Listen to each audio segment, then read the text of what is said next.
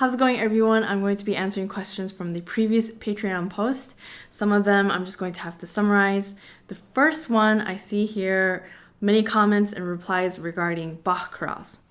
Now, Bach Chorales are so important in one's studies, in my opinion, and that's how I've been taught for many different reasons, because you can use them to really focus on learning specific aspects about harmony, chord movement, chord progressions, voice leading, spacing, all of that. Now, if you are practicing them as a pianist at the piano, they aren't necessarily going to give you so much pianistically. Of course, you'll get used to how chords feel and how they move from one to another, and as that translates into your muscle memory, I think that's very valuable. But there are ways that I've been taught to practice them that I think are quite effective. Just to run through a few. The first one is to use open score so that you are practicing score reading. So you're keeping track of separate staves. The second one is to choose one line, one voice, and sing it while you're playing the others. You can either so play that line as well and sing it, or omit it so that you're only playing 3 and you're singing 1. So then you are, not only are you practicing singing, obviously, but you are separating all of these lines and you are focusing on one as you are singing it. And that way you're really in tune with what's happening horizontally and vertically. Another way is to focus on the chord progression. So these are reductions, and it's really a study of how to be efficient with the basic harmony and melody bass line, and the way he moves from chord to chord is just a beautiful example of how to be efficient with 4 voices and make the sound just flow, be rich, and again, be efficient. So as you are practicing these chord progressions, practice ornamentation. So maybe introduce non-chord tones or passing tones. Basically embellish certain chords or certain passing passages, and maybe even open it up to a freer improvisation that is stepping further away from the chorale itself. So these are some ideas. I've really been taught to focus on Bach chorales for harmony and voice leading, and I just think they're so beautiful. And besides all of that, again, just focusing on the beauty, I think is so great. I don't know if that made sense, but they're just beautiful. The next one here is about my writing process, especially related to the album. Do I get composer's block, or does everything just come to me naturally, that sort of thing? I definitely get writer's block. I think everyone does. The best thing that cures this is a deadline, in my opinion, and this is something that is talked about a lot.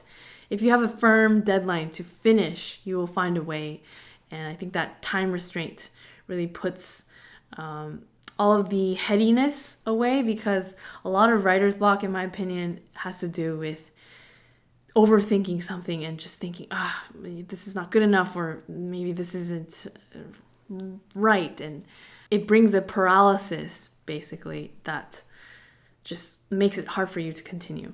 Another specific thing that I can think of that has been working for me recently is that, especially if I'm working on a computer, I will copy a file. So if it's a Sibelius file or a Logic file, basically just make a duplicate of the file, open it, and tell myself that whatever happens in this file, this is just for fun, just to explore some possibilities. I'm not going to actually use it. So just by telling myself that, a lot of times I feel freer and I come up with ideas that I actually stick with. So this is something that I like to do.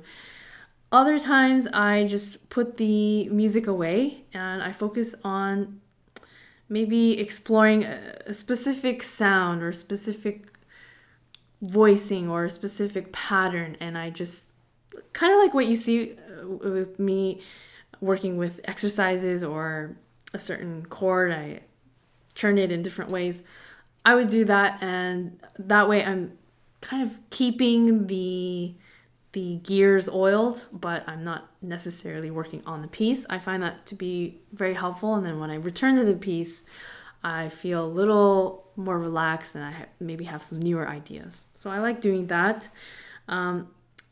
Otherwise, I just go for a walk or put that file away. But again, if you have a deadline, you can't really do that. So I just find that deadlines are great. The next question here that I want to cover is about my practice logging and how I keep track of my studies, all of that.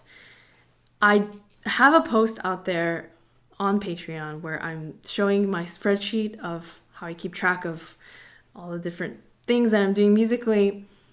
I love this method because it gives me a broad overview. Let's say at the end of a quarter or at the end of the year, I can just zoom out and have a brief look at where the colors are, and this gives me an idea of where I've been spending my time. And it's fun for me. It takes, maybe 2 minutes at the end of the day to fill in the blocks. It's just fun for me to do that day by day. That being said, in the last 6 months or so, I've been gradually moving things away from my computer. I find that the screen itself is quite distracting a lot of the times, and it's taxing both mentally and to the eyes. So I've been doing a lot of this type of thing on paper. I think everyone can relate to this. We are constantly doing so many different things that sometimes we just forget completely about one area. I love practicing improvisation. I love practicing repertoire and composing and studying, but I'm not always reminded of all of these different things. So just by checking in at the end of the day and reviewing all of these different categories, just reminding myself that it exists, I think helps. Another thing I will just, related to this, I will share with you all. So I usually have a notebook like this where I keep track of different notes, and I like doing this rather than creating so many Sibelius files because I lose track of digital files much easier than losing an actual journal, because the computer can get overwhelming or overwhelmed with files. Now, here are journals that I've been keeping for years. This one, music, etc., this one gets replaced about every year or so. These ones are ongoing, so I've kept these for many, many years. This one I started back when I was in college. So they have specific purposes, and I keep them separate because I just find that this is a better way of organizing rather than keeping this massive journal or keeping it super detached, or keeping all of your notes detached from one another. So for example, I started this when I was taking notes about ways to practice Chopin etudes. And I have some of my earliest warm-up exercises written here. And this was years and years before I did YouTube. For example, I would write down different fingerings and make notes about this worked and this is a little harder and this is what my teacher said, and this is a way that I've seen other people practice it, or this really is a waste of time, that sort of thing. And I just find this is a great way to keep track of things and to reference it later on. Going on to studies. This one, I open it up to anything that I am studying in the moment. This is maybe a new concept related to harmony, or I'm reviewing common chord progressions, or I am reviewing what do I have here? Harmonic series, yes. So I just take notes. This is a great interactive way of just repeating something that you're maybe studying from a book or a video or something at the piano. And it's a way for me to slow down and take notes. Here I have one on negative harmony. By the way, I have mentioned before that I'm going to do a video on negative harmony. I never actually finished that video because as I was studying negative harmony, it was clear to me that the concept itself isn't as interesting to me personally, and I think for many people out there as well, as the name promises. The name is way cooler than the harmony, the technique, if you know what I mean. This one is the most important to me, music, etc. This is just a place basically where I am free to jot down any ideas, whether it's writing prose or taking notes about specific things that I've tried, or compositions. A lot of starts to compositions are in here, and then I would maybe transfer it over to something like this, where I can really just focus on the notes themselves. But this is really where it gets started, and it's great. I love this particular one. Obviously, I'm not endorsed by Moleskine, but I really love this particular journal because on one side there is just a blank. Sorry, it's blown out, but this side is just blank. Let me go to a blank. Okay, so this side is just blank, and this has manuscript lines. And I just find it's so necessary for the way that I take notes and jot things down. It's so necessary to have that space where you're not dealing with the manuscript lines. So I just do anything, and this helps me feel grounded, and I feel more creative when I'm writing and drawing, I guess. And I find this to be much faster than pulling out my computer, opening up, let's say, a Sibelius file, and making sure that the keyboard is attached to write down, let's say, if I have an idea for a chord or a melody or something like that. This is just so much faster. Just grab a pen, open this, and jot it down. Now, all of this to say that things can get quite overwhelming and disorganized, especially when you're working on so many different things. I'm sure many of you can relate, but for myself, I am exploring different genres. I am going back and forth between focusing on the playing part of music and writing, and I do videos, and sometimes I'm in teaching mode.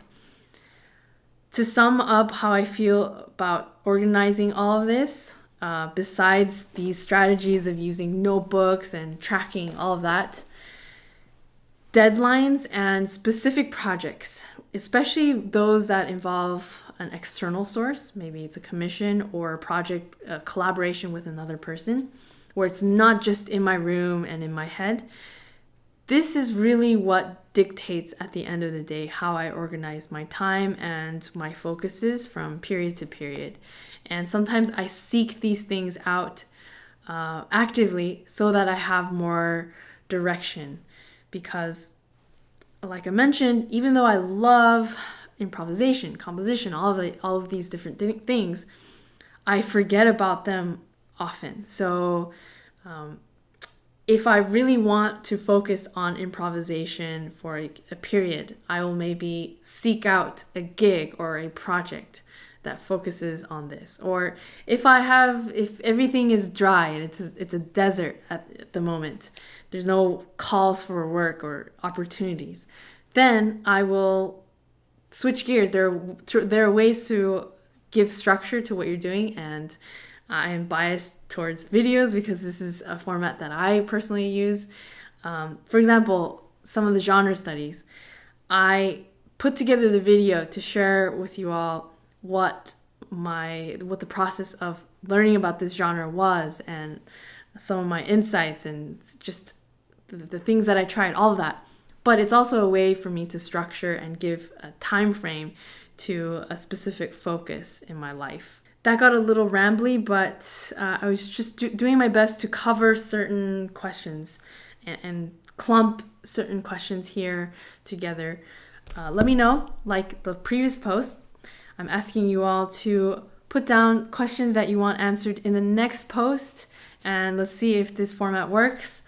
Thank you so much for all of your support and for watching this, and I will see you very soon. Bye.